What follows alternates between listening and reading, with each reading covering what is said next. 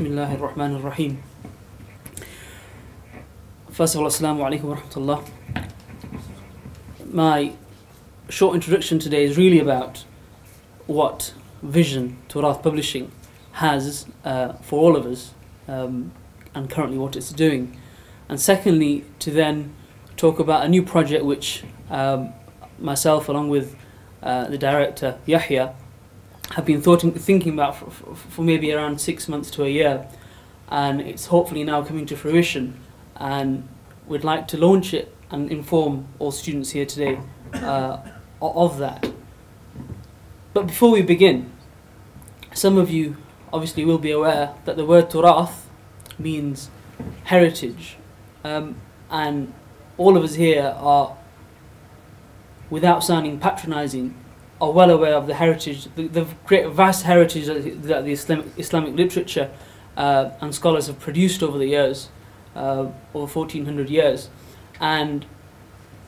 it's the basic objective of Turath to project and to bring that heritage back to us, or forward to us, in the 21st century, to us Muslims, and to bring it back to us in a way which is both academic and practical, which should help us both in our knowledge and also in our actions. And although Turath initially started off just printing books, and many of you may have read initially the book of Mota Muhammad and Kitab al-Athar, which are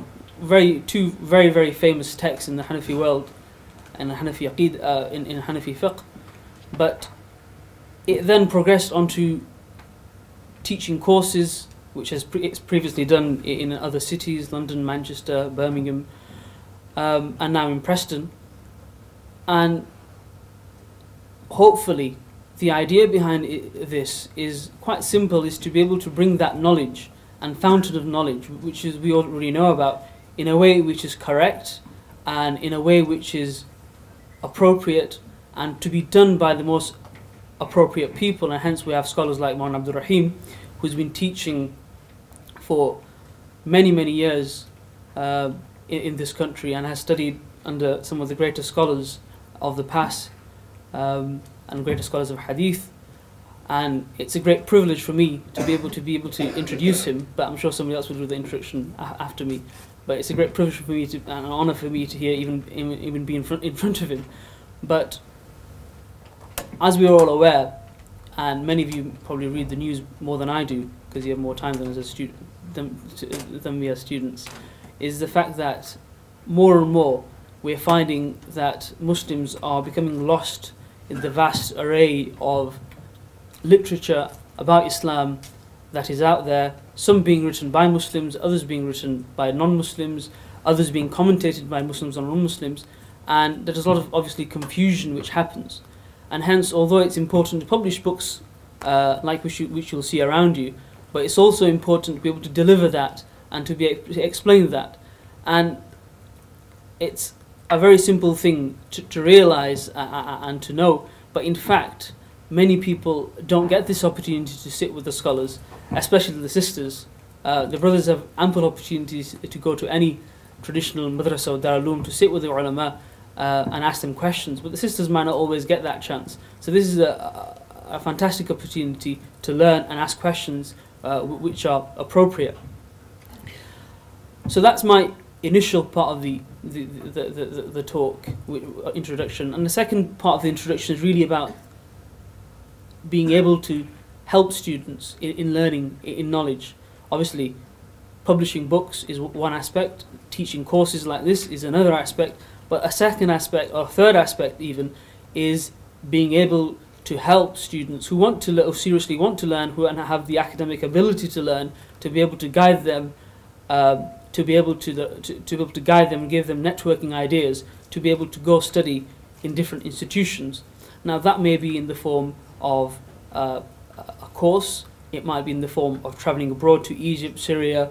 even to the sub-Asian continent such as India, Pakistan, or even to learn Arabic in France, or whatever institutions there are in the world which are well known, to be able to allow those students to go there. And students being students, unfortunately, don't have a vast amount of finances. So the idea which Turath have is to be able to create a scholarship for students like yourselves, who will then be able to not only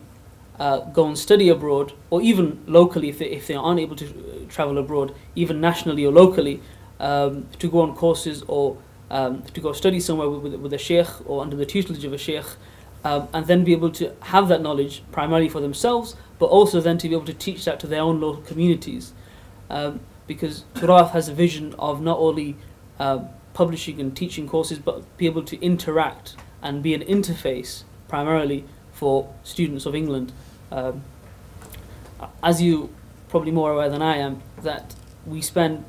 hundreds and hundreds of thousands of pounds abroad, and that has its merits, and there's no doubt about that. But I think more recently,